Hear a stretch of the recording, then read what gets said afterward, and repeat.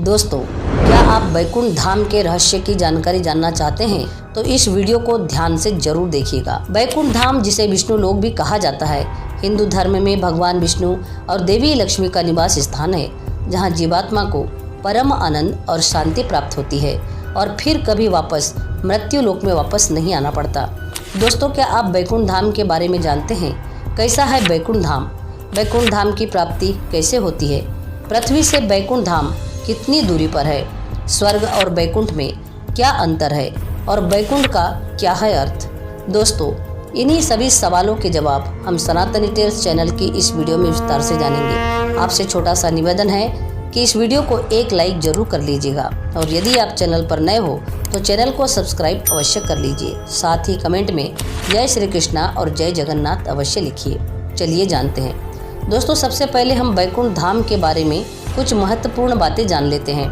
पहला स्थान है, बैकुंठ धाम को स्वर्ग से भी ऊपर बताया गया है, जहां जीवात्मा को सुख और आनंद प्राप्त होता है।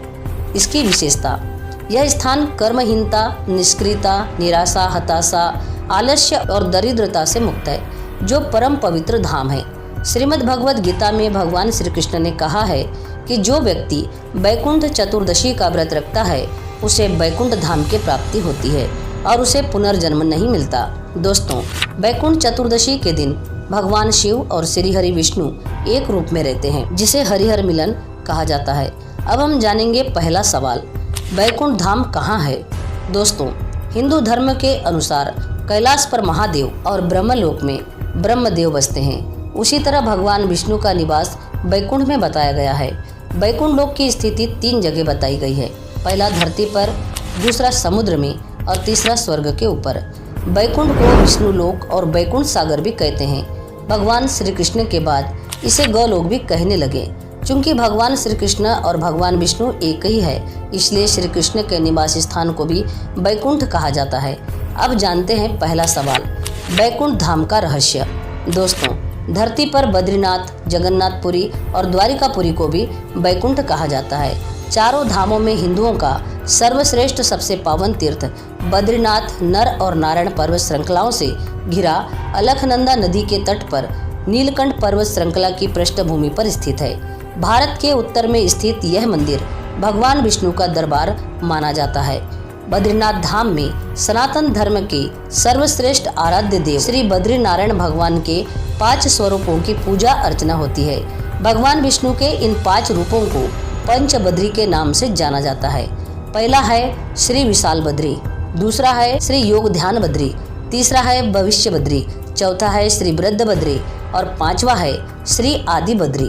दोस्तों, बद्रीनाथ के अलावा द्वारिका और जगन्नाथपुरी को भी बैकुंठ धाम कहा जाता है। कहते हैं कि सतयुग में बद्रीनाथ धाम की स्थापना नारायण ने की थी। त्रेता युग में रामेश्वरम की स्थापना स्वयं भगवान श्री राम ने की थी। द्वापर युग में द्वारिका धाम की स्थापना भगवान श्री कृष्ण ने की थी और कलयुग में जगन्नाथ धाम को ही बैकुंठ कहा जाता है। पुराणों में धरती को बैकुंठ के नाम से अंकित जगन्नाथपुरी का मंदिर समस्त दुनिया में प्रसिद्ध है। ब्रह्मा और स्कंद पुराण के अनुसार पुरी में भगवान विष्णु ने पुरुषोत्तम नीलमाधव के रूप में अवतार लिया था। दूसरा बैकुंठ धाम। दोस्तों, दूसरे बैकुंठ की स्थिति धरती के बाहर बताई गई है। इसे ब्रह्मांड से बाहर और तीनों लोकों से ऊपर बताया गया है। यह धाम दिखाई देने वाली प्रकृति से 3 गुना बड़ा है। इसकी देखरेख के लिए भगवान के 96 करोड़ पार्षद तैनात है। हमारी प्रकृति से मुक्त होने वाली हर जीवात्मा इसी परम धाम में शंख, चक्र, गदा और पद्म के साथ प्रविष्ट होती है। वहां से वह जीवात्मा फिर कभी भी वापस नहीं होती। यहाँ श्री हरि विष्णु अपनी 4 पटरानियों श्रीदेवी, भूदेवी, नीला और महालक्ष्मी के साथ निवास करते हैं। इसी बैकुंठ के बारे में कहा जाता है कि मरने के बाद विष्णु भक्त पुण्यात्मा यहाँ पहुँच जाती है। पुराणों के अनुसार इस बैकुंठ की स्थिति हमारे ब्रह्मांड से परे है। जीवात्मा जब उस बैकुंठ की यात्रा करती है तो उसको विदा देने के लिए मार्ग में समय के देवता, प्रहर के देवता, दिवस के देवता, रात्रि के देवता, ग्रहों के देवता, नक्षत्रों के देवता, माह के देवता, मौसम के देवता, पक्ष के देवता, उत्तरायण के देवता, दक्षिणायन के देवता, सभी तलों के देवता पहले उसे पुनः किसी योनि में धकेलने का प्रयास करते हैं या बैकुंठ जाने देने से रोकते हैं। लेकिन जो जीवात्मा प्रभु श्री विष्णु की शरणागति होता है उसको ये सभी एक पाद विभूति के अंतिम सीमा तक जाते हैं और त्रिपाद विभूति के बाहर प्रवाहित होने वाली विरजा नदी के तट पर छोड़ जाते हैं। इसी एक पाद विभूति में हमारा संपूर्ण ब्रह्मांड और सारे लोक अब स्थित है। इस एक पाद विभूति की सीमा के बाद शुरू होता है बैकुंठ धाम। पौराणिक मान्यता है कि इसी बैकुंठ धाम और एक पाद विभूति के मध्य विरजा नामक एक नदी बहती है। इस नदी से ही त्रिपाद विभूति शुरू होती है, जो बैकुंठ लोक है। मुक्त होने वाली जीवात्मा को जब सभी देवता विरजा नदी तक छोड़कर जाते हैं, तब वह जीवात्मा नदी में डुबकी लगाकर उस पार चली जाती है। दोस्तों, उस पार से पार्षदगण उसको सीधे श्री हरि विष्णु जी के पास ले जाते हैं। वहां वह जीवात्मा उनके दर्शन करके परम आनंद को प्राप्त करता है। इस प्रकार त्रिपाद विभूति में ही वह जीवात्मा सदा के लिए स्थापित हो जाती है। पुराणों में इस बैकुंठ धाम का बड़ा ही रोचक चित्रण किया गया है। गीता अध्याय 8 के श्लोक 21 में भगवान श्री कृष्ण कहते हैं, हे अर्जुन, अव्यक्त अक्षर इस नाम से कहा गया है। उसी अक्षर नामक अव्यक्त भाव को परम गति कहते हैं तथा जिस सनातन अव्यक्त भाव को प्राप्त होकर मनुष्य वापस नहीं आते, वह मेरा परम धाम है। दोस्तों, तीसरा बैकुंठ धाम। भगवान श्री कृष्ण ने द्वारिका के बाद एक और नगर बसाया था, जिसे बैकुंठ धाम कहा जाता है। कुछ इतिहासकारों के अनुसार अरावली की पहाड़ी श्रृंखला पर कहीं बैकुंठ धाम बताया गया था, जहां इंसान नहीं सिर्फ साधक ही रहते थे। भारत की भौगोलिक संरचना में अरावली प्राचीनतम पर्वत है। माना जाता है कि भगवान श्री कृष्ण ने यहीं पर बैकुंठ नगरी बसाई थी। दोस्तों, अब बात करते हैं दूसरे प्रश्न, बैकुंठ धाम पृथ्वी से कितनी दूरी पर है।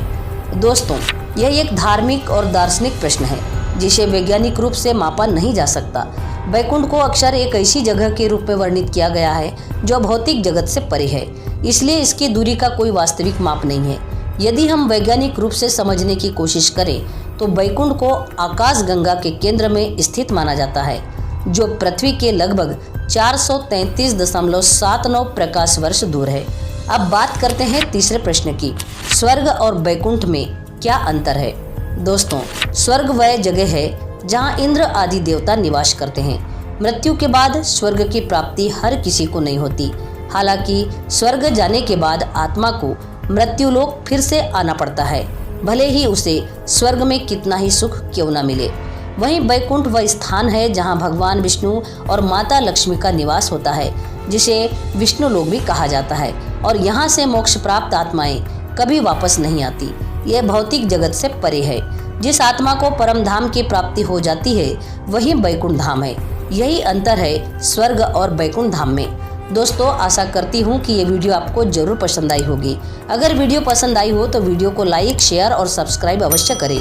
साथ ही कमेंट में जय श्री कृष्णा और जय जगन्नाथ अवश्य लिखें। पूरा वीडियो देखने के लिए आपका बहुत बहुत धन्यवाद।